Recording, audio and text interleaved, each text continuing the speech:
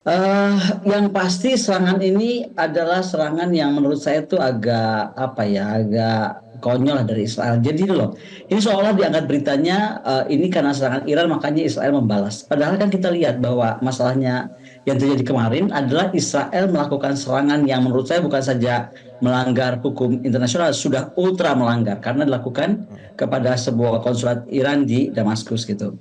Ya, Jadi yang menarik dari isu ini adalah sekarang yang keterlibatan negara-negara yang menurut kita jadi aneh, yaitu negara-negara apa Timur Tengah seperti Yordania, Arab, Mesir, UEA, Qatar saja. Qatar ya, Doha itu kan sering dihubungkan dengan bagaimana dia selalu berhubungan dengan apa Israel isu ya. Tapi sekarang yang dilihat adalah bagaimana drone itu sekarang dikontrol dari sebuah war room raksasa dari Doha, dan maksudnya Qatar ini sekali lagi menjadi menarik karena dia itu selalu dianggap musuh-musuh Israel yaitu Iran dan Hamas, dikaitkannya selalu ke sana. Nah, oke. menariknya juga adalah ruang pengendali ini apa ya memberikan gambaran bagaimana tentang wilayah udara, ya kan? Bagaimana juga tentang bukan saja terkait Israel, tapi itu adalah total sampai Kazakhstan sampai Mesir itu bisa terdata.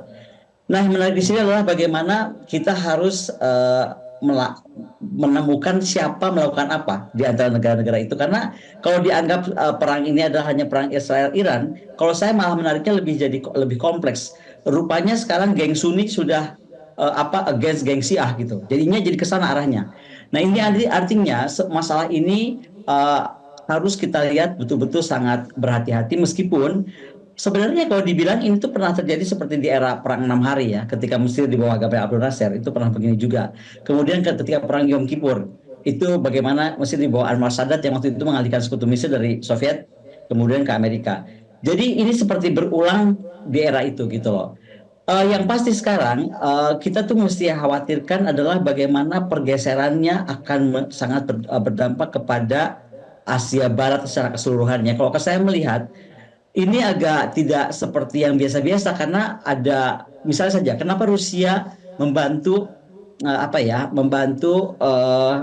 Palestina misalnya gitu kan, karena dia ingin mungkin ada keinginan mendorong supaya benteng Syiah versus Sunni ini atau konflik ini digeser ke arah Laut Persia gitu. Menurut saya ini akan kemudian merubah aliansi di kawasan ini di Timur Tengah.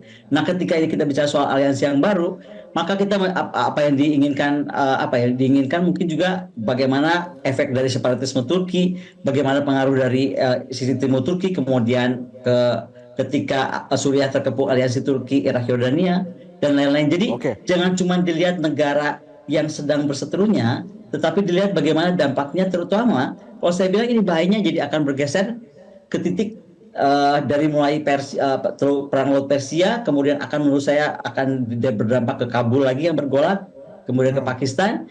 Nanti intinya dia akan masuk ke arah geopolitik India Raya, dan itu kalau udah masuk ke Andaman akan bergeser cepat ke Laut Cina Selatan dan kemudian ke Laut Kuning. Yang mau saya Baik. bilang ini harus segera berhenti karena ini dua musuh berseteru dan dua-duanya punya kekuatan yang hebat gitu. Dan juga Oke. akhirnya punya aliansi yang hebat. Itu kenapa Ya. menurut saya keputusan kemarin di PBB itu mengejutkan kita semua ya, karena yang memveto adalah Amerika Serikat. Jadi kita harus harus yakin betul bahwa perdamaian yang mahal ini harus segera terwujud, karena kalau tidak kebanyakan atau terlalu banyak orang yang akan menggunakan momentum ini untuk kepentingan negara masing-masing. Yang kedua yang paling penting, mungkin pendekatan lain mesti diambil ya. Saya melihat perang berkelanjutan dan lama ini kan nggak terlepaskan tadi dari saya sebutkan ya dari Sunni Syiah itu. Nah, kalau bicara itu, kita betul-betul harus melihat bagaimana karakter bangsa ini. Karakter yang menurut saya susah sejak zaman zaman Sultan Sulaiman pun, beliau tidak pernah menarik demarkasi di daerah tersebut karena tadi faktor klan yang kuat, faktor penghormatan yang kuat, faktor ikatan keluarga, dan semuanya itu melebihi tentang apa yang disebut perdamaian. Nah, kita akhirnya menurut saya harusnya berani juga mendudukan sumber masalahnya itu, yaitu ketika Inggris keluar dengan Balfour Declaration. Jadi berbicara tentang Timur Tengah ini, kita menurut saya ya, yang pesimis yang malah akan jadi Baik. perkiraannya tepat. Dan saya adalah salah Oke. satu yang pesimis. Baik, Saya Anda mengerti merasa kalau seperti itu ya. tidak Hmm. diselesaikan betul akan berbahaya. Ya, terima kasih. Selamat malam pemirsa semua. Sebelum saya masuk ke forum ini, terus terang ada beberapa yang muncul di pikiran saya untuk diketengahkan. Tapi mendengar beberapa yang telah disampaikan oleh Mbak Koni ini semakin apa ya, beberapa ada tambahan. Jadi semoga nanti bisa tersampaikan semua. Tapi satu hal yang ingin saya memulai adalah bahwa perang terbuka di antara Iran dengan Israel ini salah satu yang membahayakan secara global menurut saya, karena ini menambah kerapuhan sistem global kita. Saya ingin bicara sesuatu yang lebih besar dalam konteks warga dunia sebelum kita masuk kepada warga lebih lebih kecil di Timur Tengah lalu di Indonesia. Jadi di antara yang sangat membahayakan karena perang ini justru menambah kerapuhan sistem global kita dengan sistem apa namanya double standar yang itu membuat berbagai macam nilai yang kita junjung tinggi itu menjadi bias. Saya terbuka saja, saya penganut apa namanya modernitas. Saya menyukai pluralitas, saya menyukai perdamaian global. Dan itu menjadi sebuah nilai yang saya junjung sejauh ini. Tapi ketika dihadapkan pada realitas yang apa namanya yang standar ganda tadi, kita bicara tentang demokrasi ketika itu ke barat tapi ke timur nggak ada demokrasi. Kita bicara tentang HAM ketika itu ke barat tapi ketika ke timur nggak ada HAM. Ini ketika kita bicara tentang PBB kepada mereka yang lemah, tapi ketika mereka yang kuat nggak ada PBB. Jadi ini satu soal yang menurut saya berat sekali kita sebagai warga dunia ini, karena kalau sampai ini berkelanjutan saya nggak tahu sistem apa lagi yang mau dipertahankan. Saya terus terang tidak mau mengatakan sistem PBB ini dibangun di atas nilai katakanlah hukum rimba.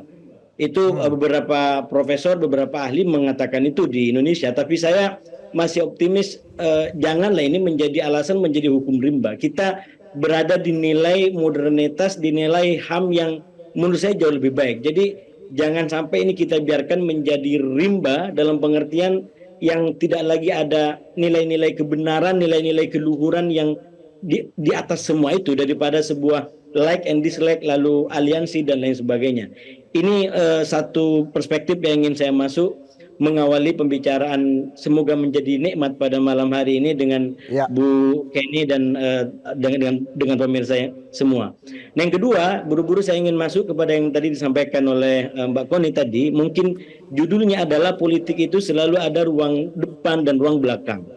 Nah, beberapa hal yang tadi telah disampaikan oleh Mbak Koni, termasuk mengenai katakanlah problem sektarianisme, itu masuk di dalam panggung-panggung belakang tadi ya. Kenapa? Karena yang muncul ke depan, terutama dalam konteks hubungannya Israel dengan negara-negara Arab atau bahkan dunia Islam secara umum, itu kan selalu hubungan yang tegang, hubungan konfliktual, hubungan yang tidak harmonis. Itu yang ditampakkan ke publik gitu. Padahal di balik layar, di balik panggung, beberapa negara tadi disebutkan oleh Mbak Poni, itu mungkin mereka terjalin satu sama lain, kerjasama satu sama lain.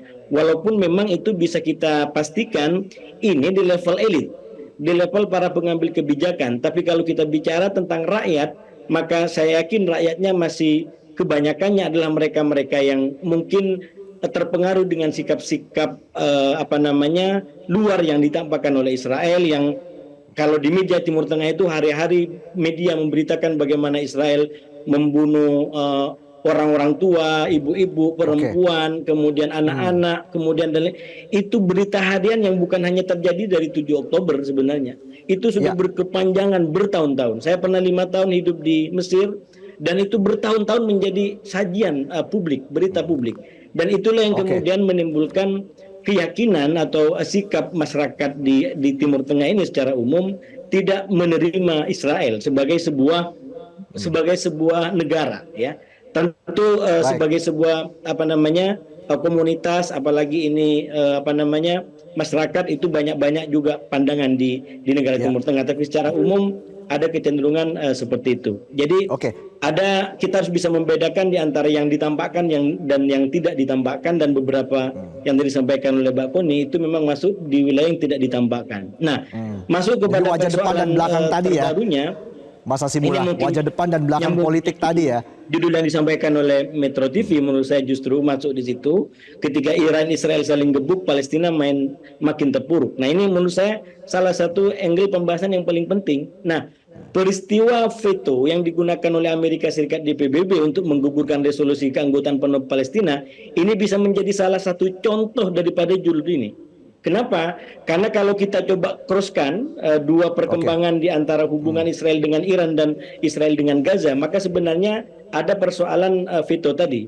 Saya sebutkan demikian, kalau kita ikutin episode terbaru dari konflik Israel dengan Gaza pasca 7 Oktober, maka sebenarnya menimbulkan keketiran di antara Israel dengan Amerika. Ya, ini ditambah lagi poin-poin yang diminta ini, tapi saya mencoba menertibkan poin-poin yang tadi telah disampaikan dan berakhir di pertanyaan soal apa poin yang ingin disampaikan Israel kepada Iran. Jadi Mas, kalau dibaca dari judul ini dan dikaitkan dengan veto tadi, saya menganggap, saya meyakini atau saya melihat bahwa veto Amerika itu adalah contoh bahwa Iran dan Israel saling gebu ini berdampak terhadap keterburukan Palestina. Kenapa? Saya katakan karena kalau kita baca dari hubungan di antara Israel dengan Iran, dengan Amerika terakhir, itu gara-gara serangan terhadap Hamas itu menimbulkan hubungan yang kurang harmoni. Kenapa? Karena di satu sisi Amerika sudah banyak memberikan dukungan sebagai bentuk empati dan keterkejutan. Ingat ya, serangan 7 Oktober itu peristiwa yang tidak pernah terprediksi. Dan itu sangat-sangat mengejutkan, karena itu coba Anda lihat, itu banyak sekali pejabat Gedung Putih yang datang dalam kurun waktu 1 bulan. Jadi, dan apa yang disampaikan itu betul-betul diambil oleh Netanyahu. Bahwa kami dukung apapun yang mau dilakukan, bahwa kami siap untuk kasih apapun yang dibutuhkan oleh Israel dalam konteks membela diri. Dan ketika melakukan bela diri, Israel sampai pada tahap tidak terbayang mungkin oleh sejarah kejahatan yang mau dilakukan seperti sekarang. Anak-anak dibunuh sedemikian luar biasa, perempuan dibunuh 34.000 lebih kalau datanya Metro tadi. Pada hari 197 per hari ini.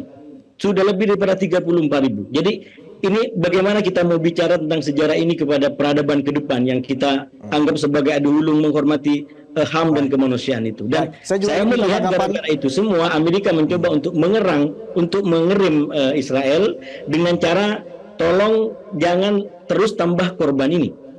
Dan Netanyahu sudah kadung di mana dia nggak mau di stop. Dia tetap terutama dalam kasus Rafah mau masuk terus. Nah itu yang saya bilang di ujung episode hubungan Iran dengan Amerika dengan Israel terkait Hamas itu merenggang. Nah saya melihat upaya Israel menyerang Iran sebagai bagian untuk tidak semakin meretakkan hubungan Israel dengan Amerika itu. Dan itu berhasil. Jadi dengan serangan Iran, maka kemudian pernyataan Gedung Putih semuanya silakan datang kembali. Walaupun kalau begitu saya tanya ke Ibu Koni langsung. Setelah 7 Oktober, bahwa Amerika tetap memberikan tolong jangan lakukan serangan balik secara langsung. Dan inilah yang membedakan. Saya melihat bahwa apa yang dilakukan oleh Israel terakhir itu sebagai serangan balasan yang disengaja, yang tetap sesuai dengan arahan daripada Gedung Putih, yaitu balasan yang tidak bisa membawa kawasan kepada perang lebih besar.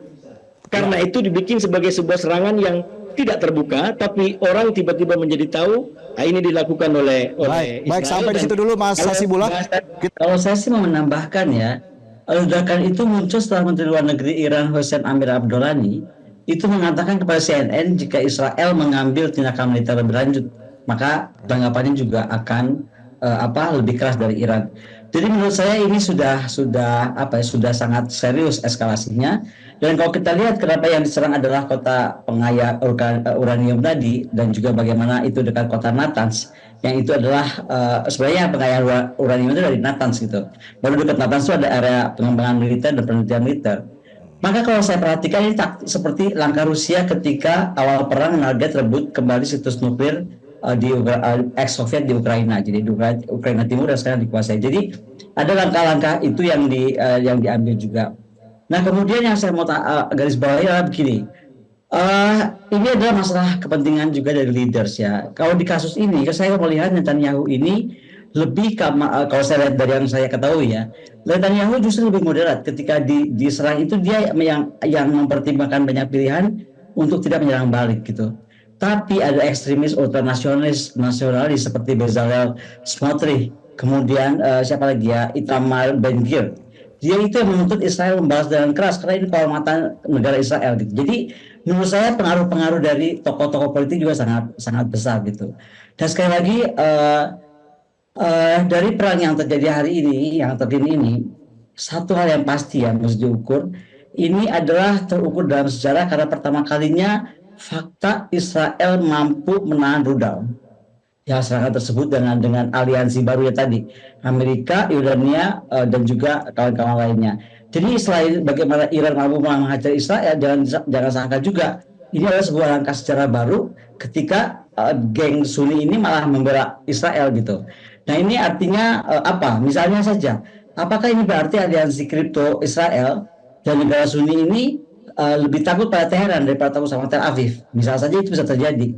Nah, jadi ada beberapa hal yang kita mesti pertimbangkan dari beragam aspek, saya kira begitu.